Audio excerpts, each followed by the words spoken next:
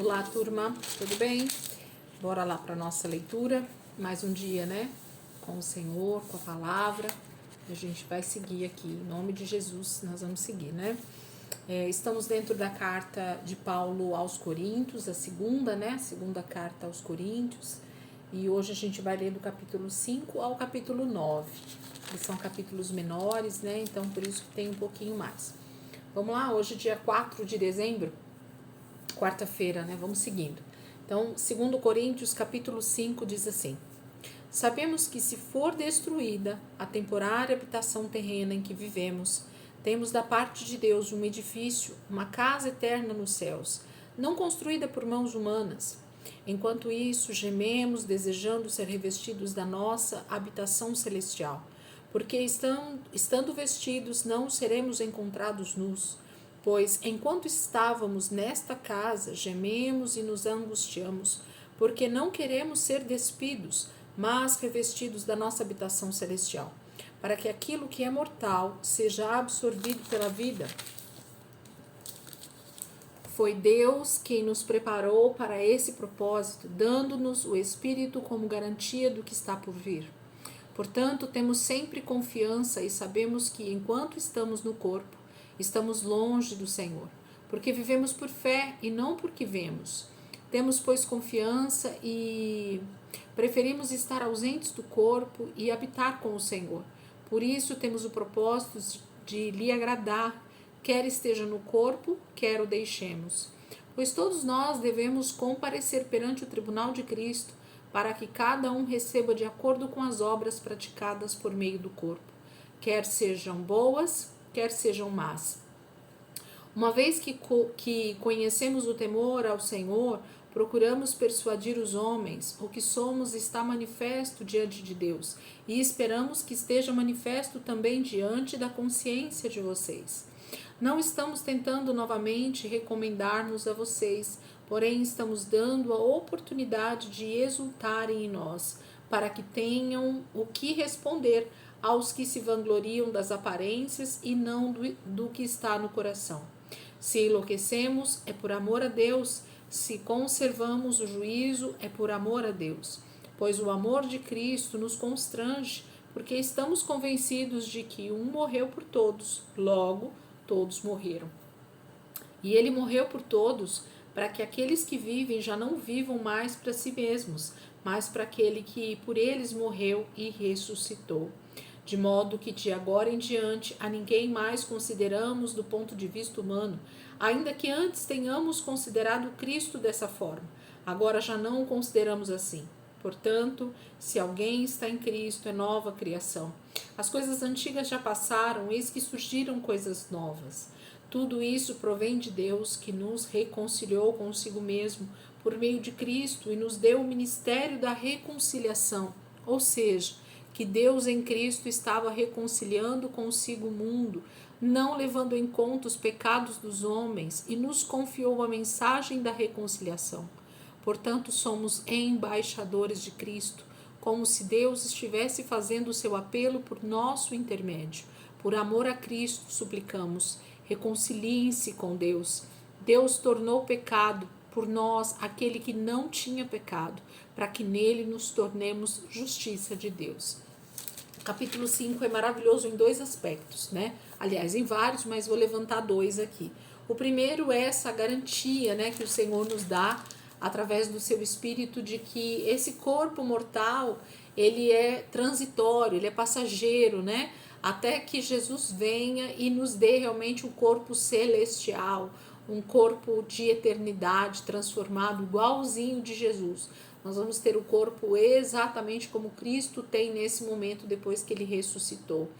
Então nós temos essa garantia do Senhor, né? O Senhor está transformando a nossa vida, santificando a nossa vida para nos dar esse corpo imortal. E depois ele fala sobre esse grande mistério, ou ministério, na verdade, que Deus nos deu, que é de reconciliar o homem com Deus através do Evangelho, através da pregação do Evangelho, através de pregar Cristo crucificado, morto e ressurreto. Esse é o Evangelho completo, né, na sua plenitude. Quando nós fazemos isso, nós reconciliamos os homens com Deus. Capítulo 6. Como cooperadores de Deus, insistimos com vocês para não receberem em vão a graça de Deus, pois ele diz: eu ouvi no tempo favorável e o socorri no dia da salvação. Digo que agora é o tempo favorável, agora é o dia da salvação. Não damos motivo de escândalo a ninguém, em circunstância alguma, para que o nosso ministério não caia em descrédito.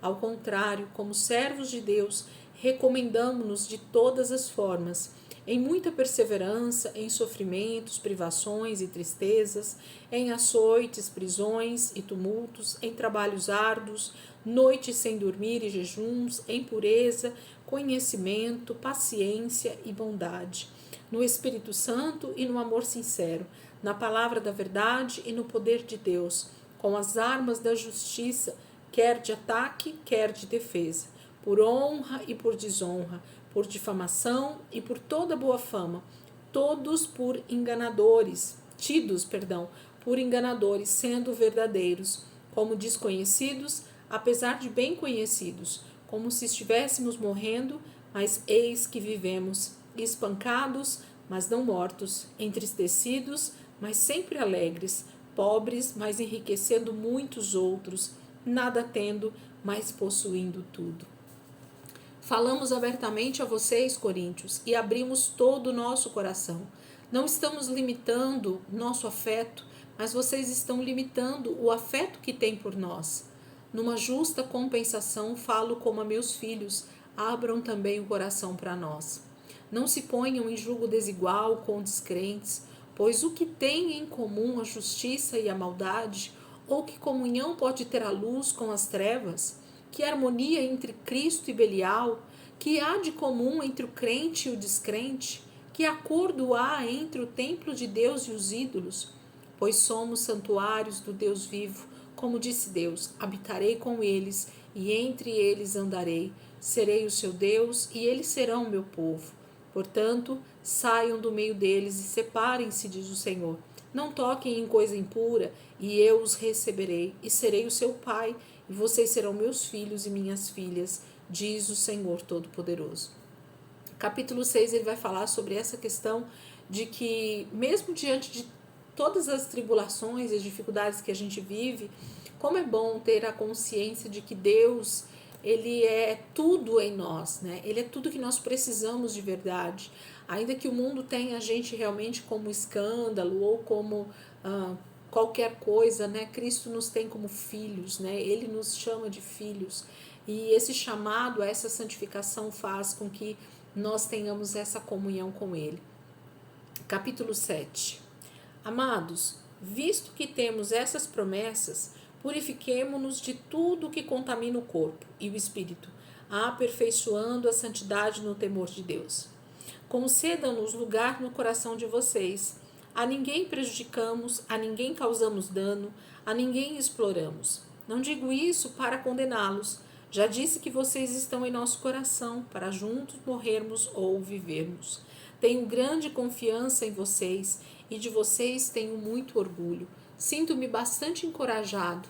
Minha alegria transborda em todas as tribulações, pois quando chegamos à Macedônia não tivemos nenhum descanso, mas fomos atribulados de toda forma, conflitos externos, temores internos.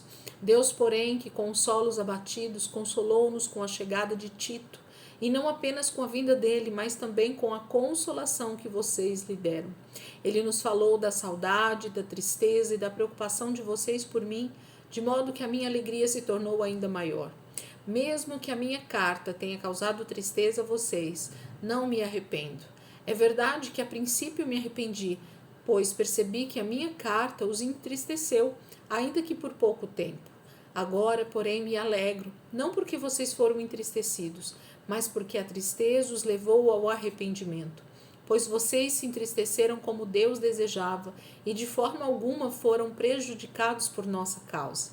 A tristeza, segundo Deus, não produz remorso, mas sim um arrependimento que leva à salvação. E a tristeza, segundo o mundo, produz morte. Vejam o que esta tristeza, segundo Deus, produziu em vocês. Que dedicação, que desculpas, que indignação, que temor, Que saudade, que preocupação, que desejo de ver a justiça feita. Em tudo vocês se mostraram inocentes a esse respeito. Assim, se escrevi, não foi por causa daquele que cometeu o erro, nem daquele que foi prejudicado, mas para que diante de Deus vocês pudessem ver por vocês mesmos como são dedicados a nós. Por isso tudo fomos revigorados. Além de encorajados, ficamos mais contentes ainda ao ver como Tito estava alegre, porque seu espírito recebeu refrigério de todos vocês. Ele tinha dito que estava orgulhoso de vocês, e vocês não me decepcionaram. Da mesma forma que era verdade tudo o que dissemos, o orgulho que temos de vocês diante de Tito também mostrou-se verdadeiro. E a afeição dele por vocês fica maior ainda, quando lembra que todos vocês foram obedientes, recebendo-o com temor e tremor. Alegro-me por poder ter plena confiança em vocês.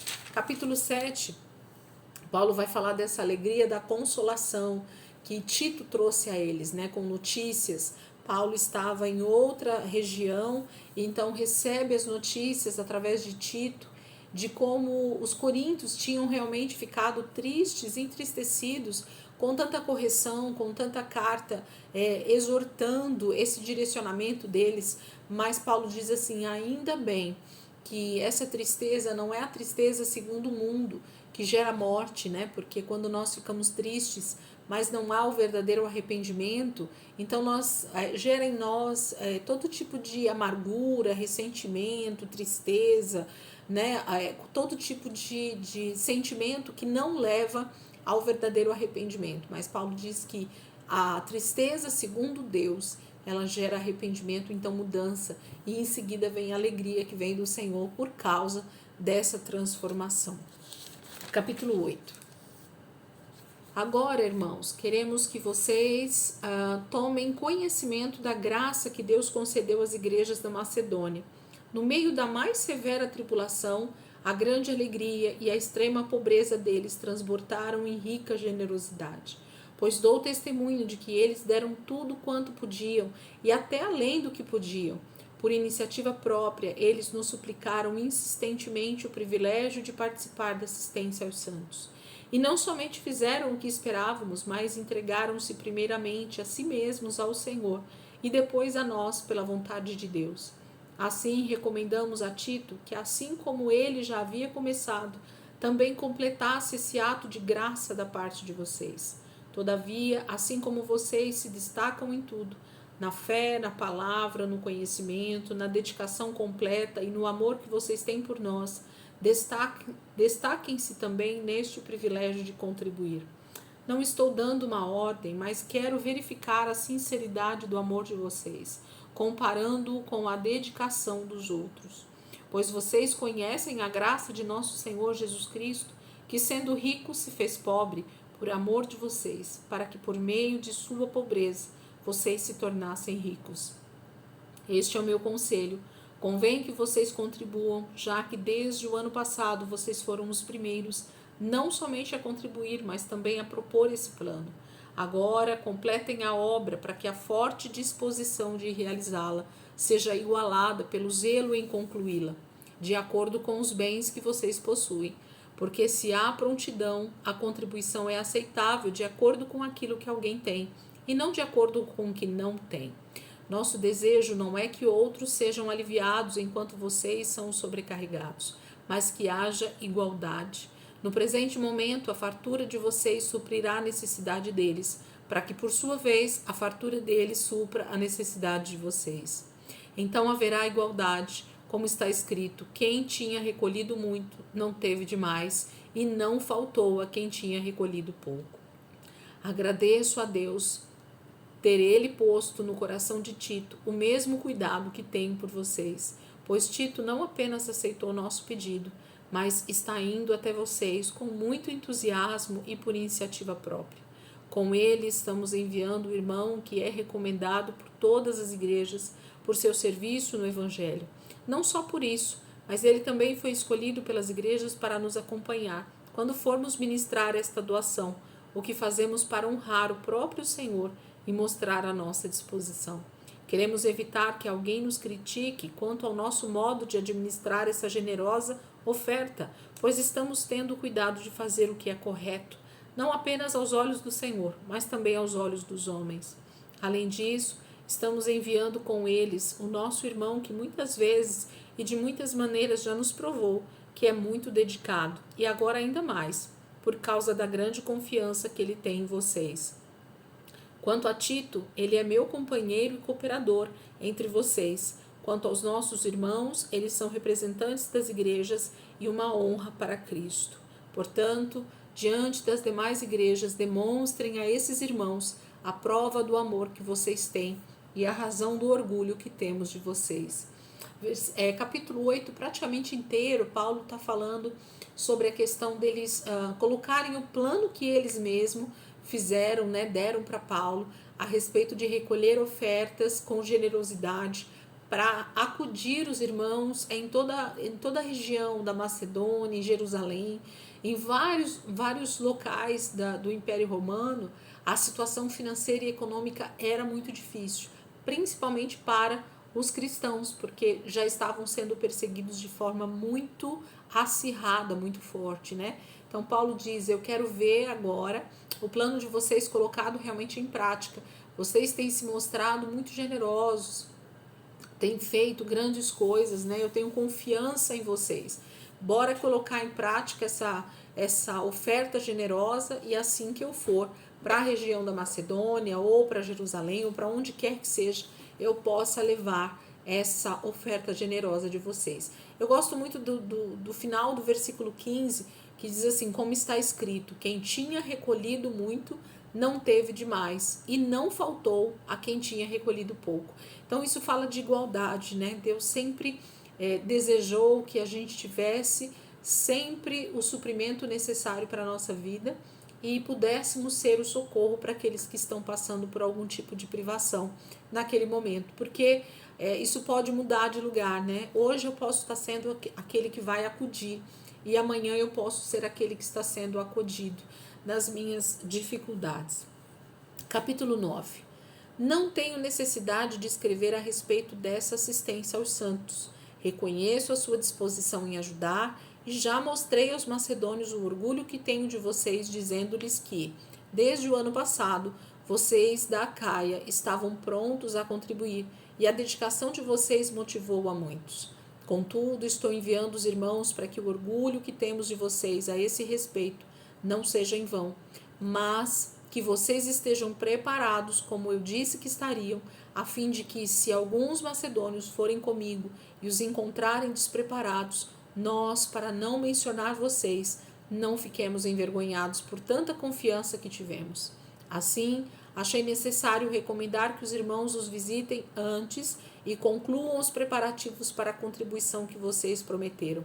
Então ela estará pronta como oferta generosa e não como algo dado com avareza. Lembre-se, aquele que semeia pouco também colherá pouco, e aquele que semeia com fartura também colherá fartamente. Cada um dê conforme determinou em seu coração, não com pesar ou por obrigação, pois Deus ama quem dá com alegria. E Deus é poderoso para fazer que toda a graça lhe seja acrescentada, para que em todas as coisas, em todo o tempo, tendo tudo o que é necessário, vocês transbordem em toda boa obra. Como está escrito: distribuiu, deu os seus bens aos necessitados, a sua justiça dura para sempre. Aquele que supre a semente ao que semeia, e o pão ao que come, também lhe suprirá e multiplicará a semente, e fará crescer os frutos da sua justiça. Vocês serão enriquecidos de todas as formas, para que possam ser generosos em qualquer ocasião. E por nosso intermédio, a sua generosidade resulte em ação de graças a Deus. O serviço ministerial que vocês estão realizando não está apenas suprindo as necessidades do povo de Deus, mas também transbordando em muitas expressões de gratidão a Deus. Por meio dessa prova de serviço ministerial, outros louvarão a Deus pela obediência que acompanha a confissão que vocês fizeram do Evangelho de Cristo e pela generosidade de vocês em compartilhar seus bens com eles e com todos os outros. E nas orações que fazem por vocês, eles estarão cheios de amor por vocês, por causa da insuperável graça que Deus tem dado a vocês. Graças a Deus por seu dom indescritível. Capítulo 9, Paulo vai falar sobre essa questão de como essa generosidade na contribuição dos irmãos ali da Acaia, né, de Corinto, daquela região, faz toda a diferença para que Deus seja glorificado e para que eles possam realmente demonstrar a generosidade que vem como dom de contribuição, né? A própria palavra vai dizer que existe o dom da contribuição, mas nós muitas vezes não buscamos esse dom e por isso não recebemos, né? Por isso não somos tão generosos nas nossas contribuições e ao mesmo tempo Deus também acaba não nos dando ainda mais sementes porque nós não sabemos como realmente plantar corretamente, né? Às vezes plantamos de forma errada ou comemos a própria semente sem plantá-la no reino. Então, Paulo vai falar bastante nessa carta, né, sobre essa questão da contribuição, da generosidade dos irmãos, porque era realmente uma necessidade naquele momento.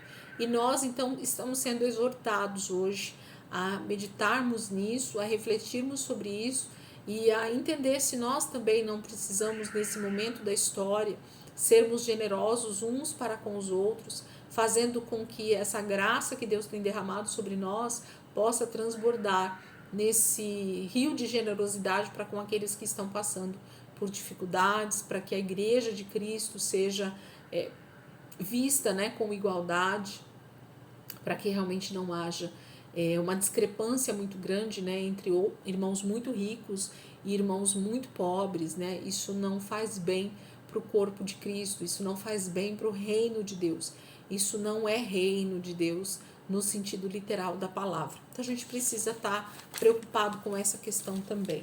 Amém, queridos? Então terminamos aqui nossa leitura de hoje. Amanhã finalizamos o livro de 2 Coríntios com os últimos 3 capítulos, né? 10, 11, 12 e 13. E a gente então na sexta-feira volta para Atos e começa Romanos, tá bom? Deus abençoe, ótimo dia aí para vocês e vamos seguir em nome de Jesus. Deus abençoe.